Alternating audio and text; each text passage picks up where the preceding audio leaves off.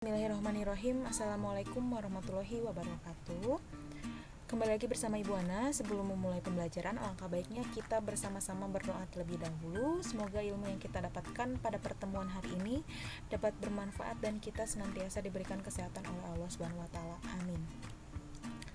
Nah, hari ini merupakan membahas mengenai bab 9, mengenai bab manajemen, atau kalian bisa lihat di LKS di semester 2 bab 5 mengenai manajemen, yaitu bab terakhir di semester ini. Nah, di sini ada peta konsep dari materi pembelajaran pada pertemuan yang akan dibahas pada bab manajemen. Nah, di sini manajemen terdiri dari yang pertama, yaitu kita membahas mengenai pengertian manajemen. Lalu di sini ada fungsi-fungsi manajemen yang terdiri dari yang pertama ada perencanaan, pengorganisasian, pelaksanaan, dan yang terakhir ada pengawasan. Nah, nanti dibahas lebih lengkapnya di slide selanjutnya. Nah, membahas juga mengenai unsur manajemen, lalu membahas mengenai bidang-bidang manajemen yang terdiri dari manajemen produksi, manajemen pemasaran, manajemen keuangan, manajemen personalia, dan yang terakhir mengenai manajemen administrasi. Selanjutnya yang terakhir ada pembahasan mengenai peranan fungsi manajemen dalam kegiatan sekolah di bidang OSIS. Nah, kita bahas dulu ya. Yang pertama kita bahas mengenai pengertian manajemen. Nah, para ahli memiliki pendapat yang berbeda-beda dalam mendefinisikan manajemen. Nah, perbedaan tersebut diakibatkan oleh perbedaan tinjauan tentang manajemen itu sendiri. Nah, di sini berikut akan dikemukakan beberapa pengertian manajemen yang ditinjau dari beberapa segi. Nah, yang pertama dari segi seni atau art. Nah, menurut Mary Parker Follett, dia menyebutkan bahwa manajemen adalah seni menyelesaikan pekerjaan melalui orang lain. Nah, sedangkan pengertian manajemen ditinjau dari segi ilmu pengetahuan. Nah, di sini ada menurut Luther Gulick. Nah, dia menyebutkan bahwa manajemen adalah bidang pengetahuan yang berusaha secara sistematis memahami mengapa dan bagaimana manusia bekerja sama untuk menghasilkan sesuatu yang bermanfaat bagi sesama manusia. Yang terakhir, pengertian manajemen ditinjau dari segi prosesnya. Nah, di sini ada menurut James A.F. Stoner. Nah, dia mengatakan bahwa manajemen adalah proses perencanaan, pengorganisasian, kepemimpinan, dan pengawasan kegiatan anggota serta tujuan penggunaan organisasi yang sudah ditentukan. Nah, dari berbagai pengertian manajemen di atas yang sudah dipaparkan, dapat dirumuskan bahwa manajemen adalah proses perencanaan, pengorganisasian, kepemimpinan, dan pengendalian kegiatan anggota organisasi dan proses penggunaan sumber daya organisasi lainnya untuk mencapai tujuan organisasi yang telah ditetapkan.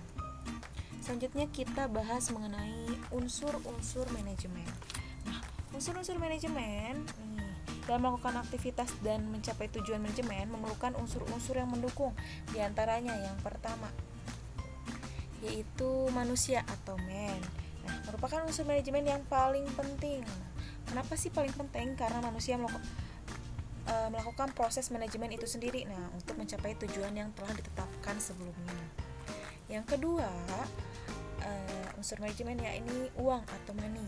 Nah, dalam manajemen diperlukan untuk membiayai berbagai macam keperluan untuk kelangsungan proses manajemen. Nah, yang ketiga yakni bahan atau material. Nah, di mana bahan atau material ini terdiri dari bahan mentah, terus bahan setengah jadi, dan bahan jadi yang diperlukan dalam proses manajemen. Nah, yang keempat, unsur manajemen yakni metode atau method. Nah, merupakan cara kerja yang digunakan dalam melakukan aktivitas dalam manajemen itu sendiri. Nah, yang kelima ada mesin atau machines. merupakan alat yang digunakan untuk berproduksi. Nah, mesin berkaitan dengan teknik produksi berbasis padat modal. Nah, yang terakhir mengenai pasar atau market. Nah, merupakan salah satu faktor yang mendorong peningkatan kualitas produksi. Nah, di pasar, perusahaan mampu mengetahui daya beli terhadap barang produksinya. Selanjutnya kita membahas mengenai tingkatan manajemen. Nah, di sini ada gambaran mengenai tingkatan manajemen. Nah, di sini merupakan paradigma tingkatan manajemen dalam organisasi.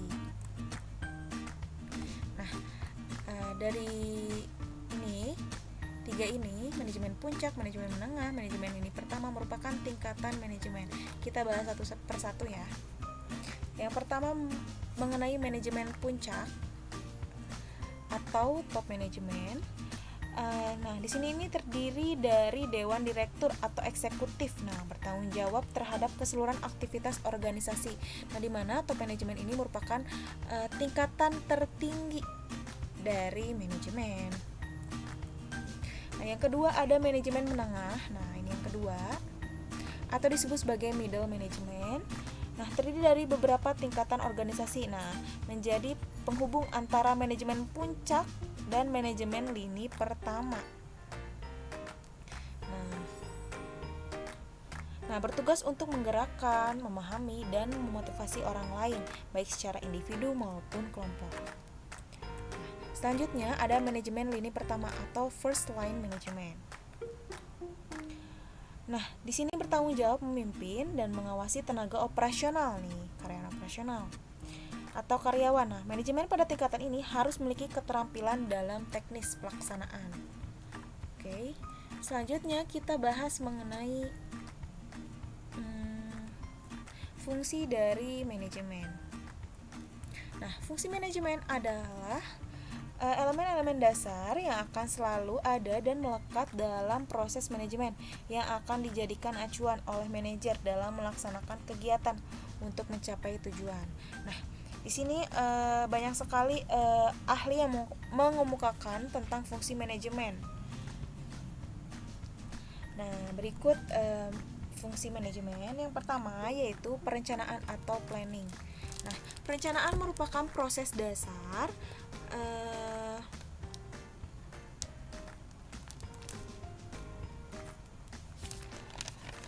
manajemen untuk menentukan tujuan dan langkah-langkah yang harus dilakukan agar tujuan dapat tercapai. Nah, atau perencanaan juga disebut sebagai sesuatu yang akan direncanakan tentang apa yang akan dicapai, yang kemudian memberikan pedoman garis-garis besar tentang apa yang akan dituju. Nah, yang kedua ada perorganisasian atau organizing. Nah, merupakan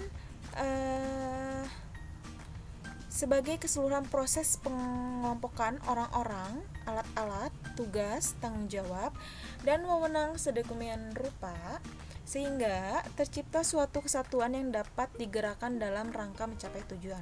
Atau kita sebut sebagai organisasi. Pengorganisasian itu merupakan suatu proses pembagian kerja ke dalam tugas-tugas yang lebih kecil. Nah, membebankan tugas-tugas itu kepada orang yang sesuai dengan kemampuannya dan mengalokasikan sumber daya serta pengordinasiannya dalam rangka efektivitas pencapaian tujuan organisasi. Nah, selanjutnya ada pelaksanaan atau actuating. Nah, pelaksanaan adalah suatu fungsi manajemen untuk menggerakkan orang-orang agar bekerja sesuai dengan tujuan yang telah ditetapkan. Atau bisa disebut sebagai menempatkan semua anggota pada kelompok agar bekerja sama secara sadar untuk mencapai tujuan yang telah ditetapkan, sesuai dengan perencanaan dan pola organisasi yang sudah disusun. Nah, selanjutnya fungsi manajemen yang keempat ada pengisian jabatan atau staffing. Staffing adalah kegiatan untuk memperoleh karyawan secara efektif dan efisien yang akan mengisi jabatan-jabatan kosong di organisasi perusahaan. Nah, tujuan dari pengisian jabatan adalah agar semua jabatan ada yang mengisi atau menempati Dan tugas-tugas dari setiap jabatan tersebut dapat dilaksanakan dengan baik sehingga tujuan perusahaan dapat tercapai. Selanjutnya ada pengarahan atau directing. Nah, apa sih itu? Nah, pengarahan adalah memberikan arahan sebagai memberikan arahan agar seluruh tim dan sumber daya yang ada dapat bekerja untuk mencapai tujuan bersama. Nah, selain itu menjalankan seluruh perencanaan yang telah dibuat agar jalankan dengan baik. Nah, selanjutnya yang terakhir ada pengendalian atau disebut sebagai controlling. Nah, adalah salah satu fungsi manajerial seperti perencanaan, pengorganisasian, pengaturan staf, dan pengarahan. Nah, pengendalian ini merupakan fungsi penting karena membantu untuk memeriksa kesalahan dan mengambil tindakan korektif sehingga meminimalkan penyimpangan dari standar dan mengatakan bahwa tujuan organisasi telah tercapai dengan cara yang baik. Selanjutnya kita bahas mengenai prinsip-prinsip manajemen. Apa saja sih prinsip-prinsip manajemen? Nah, Henry Fayol dikenal sebagai pelopor manajemen modern. Nah, banyak pendapatnya menjadi dasar dari praktik manajemen sampai sekarang. Salah satunya adalah prinsip-prinsip manajemen yang terdiri dari 14 prinsip, yaitu sebagai berikut kita bahas ya. Yang pertama, ada pembagian kerja. Mohon maaf, ini tipe atau disebut sebagai division of labor. Pembagian kerja, nah harus dipikirkan agar mengarah pada spesialisasi. Nah, semakin seorang terspesialisasi, semakin efisien dan efektif orang tersebut melakukan pekerjaan. Selanjutnya yang kedua, ada otoritas atau wewenang atau disebut sebagai authority. Nah, dalam melaksanakan tugas, manajer harus memberi perintah kepada bawahan untuk menyelesaikan pekerjaan. Nah, meskipun manajer memiliki otoritas untuk memerintah, ia tidak akan selalu mendapat respon yang positif dari bawahannya, tentu saja ya. Hal ini dapat terjadi jika ia tidak memiliki otoritas pribadi, misalnya keahlian yang sesuai dalam bidangnya. Nah, yang ketiga, ada disiplin atau disiplin. Nah, anggota organisasi harus patuh pada aturan kesepakatan yang menjadi rambu-rambu organisasi. Nah, disiplin ini merupakan hasil kepemimpinan yang baik di semua jenjang organisasi. Nah, contohnya nih, tiap tahun diberikan pengarahan pada pegawai yang selalu hadir tepat waktu dan memberikan teguran kepada pegawai yang bermalas-malasan atau berikan teguran kepada pegawai yang hadirnya telat atau tidak tepat waktu. Yang keempat ada kesatuan perintah atau unity of command. Nah, di mana setiap karyawan hanya mendapat satu perintah untuk suatu pekerjaan. Henry Fayol mengatakan kalau seorang karyawan harus bertanggung jawab kepada beberapa atasan akan dapat mengakibatkan petunjuk yang bertentangan dan otoritas yang membingungkan. Jadi harus adanya kesatuan perintah. Selanjutnya kita membahas mengenai yang kelima, kesatuan arah atau disebut sebagai unity of direction. Nah, di mana kegiatan-kegiatan dalam organisasi yang mempunyai tujuan yang sama sebaiknya ditangani seorang manajer dengan suatu atau satu perencanaan saja. Nah, sebaiknya pada suatu perusahaan jangan sampai satu pekerjaan ditangani oleh dua orang karena bisa mengakibatkan kesimpangsiuran. Nah, yang keenam, mengutamakan kepentingan bersama di atas kepentingan pribadi atau disebut sebagai subordination of individual interest to the common good.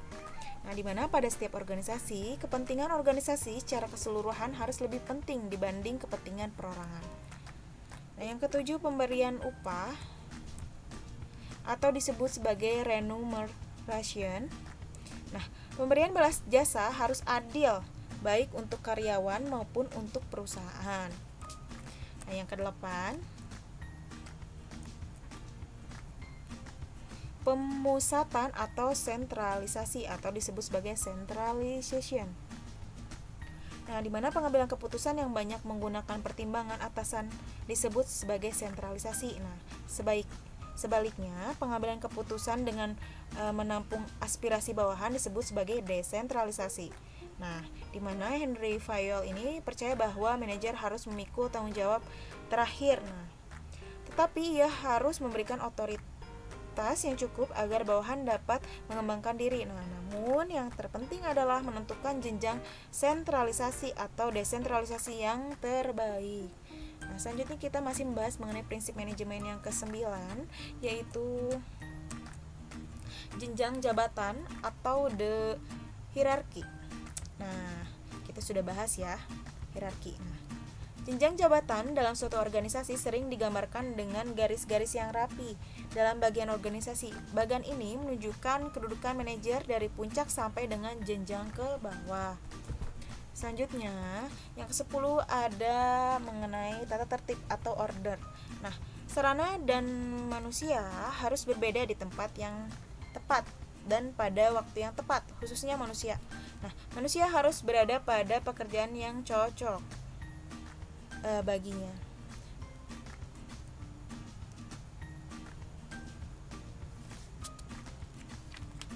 Selanjutnya kita bahas mengenai kesamaan atau equity. Nah, para manajemen harus bersahabat dan adil terhadap semua bawahannya. Jadi tidak membanding-bandingkan. Yang ke-12 ada kestabilan staf atau stability of staff. Di mana perputaran karyawan yang terlalu sering tidak baik bagi kelancaran kegiatan perusahaan. Jadi harus adanya kestabilan dalam staf. Jadi tidak sering berganti-ganti.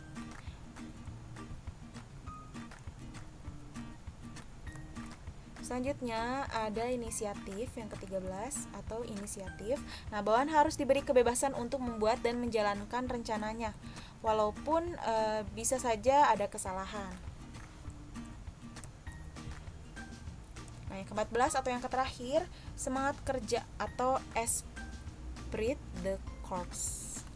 Nah, di mana menggalakkan semangat kerja sama kelompok dapat menimbulkan rasa bersatu. Nah, menurut Henry Fayol juga, faktor sekecil apapun dapat membantu menumbuhkan semangat. Ia menyarankan untuk lebih menggunakan komunikasi lisan daripada tertulis atau komunikasi formal sepanjang hal itu memungkinkan untuk dilakukan. Selanjutnya kita bahas mengenai bidang-bidang manajemen. Kita bahas dulu ya. Yang pertama ada manajemen pemasaran. Apa sih manajemen pemasaran?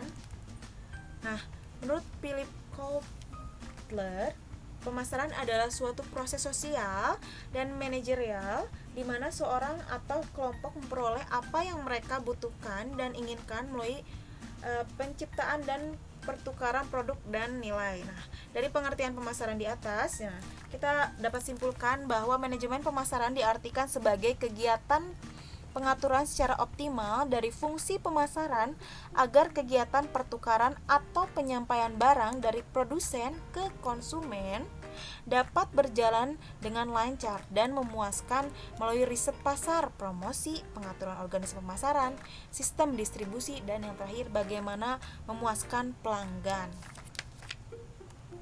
Selanjutnya kita bahas mengenai manajemen produksi. Apa sih manajemen produksi? Manajemen produksi ini dapat disimpulkan sebagai rangkaian kegiatan yang terencana dan terkendali dalam rangka mengubah input menjadi output dan melakukan evaluasi terhadap output melalui umpan balik. Nah, dari pengertian ini dapat dua hal penting yang menjadi perhatian dalam manajemen produksi, yaitu perancangan sistem produksi dan pengendalian sistem produksi. Nah, atau dapat disebut sebagai manajemen produksi adalah kegiatan untuk mengatur dan mengkoordinasikan penggunaan sumber daya organisasi secara efektif dan efisien dalam rangka menciptakan serta menambah kegunaan suatu barang dan jasa. Selanjutnya yang C ada manajemen keuangan. Apa sih itu manajemen keuangan? Nah, manajemen keuangan adalah manajemen yang berhubungan dengan langkah untuk mendapatkan dana yang dibutuhkan dan bagaimana penggunaannya dalam rangka mencapai tujuan. Hal-hal yang berkaitan dengan manajemen keuangan adalah manajemen sumber dana, manajemen penggunaan dana, dan pengawasan penggunaan dana. Selanjutnya ada manajemen personalia. Apa sih manajemen personalia? Manajemen personalia adalah perencanaan, pengorganisasian, pengarahan, dan pengendalian atas pengadaan tenaga kerja, pengembangan, kompensasi, integrasi, pemeliharaan, dan pemutusan hubungan kerja atau disebut sebagai PHK. Dengan sumber daya manusia untuk mencapai sasaran perseorangan, hal-hal berhubungan dengan manajemen personalia yaitu diantaranya yaitu yang pertama ada penerimaan pegawai, terus penilaian pegawai, terus ada promosi dan mutasi, selanjutnya ada motivasi. Nah, hal tersebut mengenai manajemen personalia. Yang terakhir ada manajemen administrasi. Apa sih manajemen administrasi? Nah, manajemen administrasi ini bertugas menyusun, mengatur, mengorganisasi, mengendalikan kegiatan. Terus ada inventaris, informasi, dan arsip suatu perusahaan di dalam manajemen administrasi. Nah, cukup sekian pada pertemuan hari ini. Terima kasih. Apabila ada pertanyaan bisa langsung ditanyakan di kontak yang sudah tertera. Semoga ilmu pada pertemuan hari bermanfaat. Terima kasih. Wassalamualaikum warahmatullahi wabarakatuh.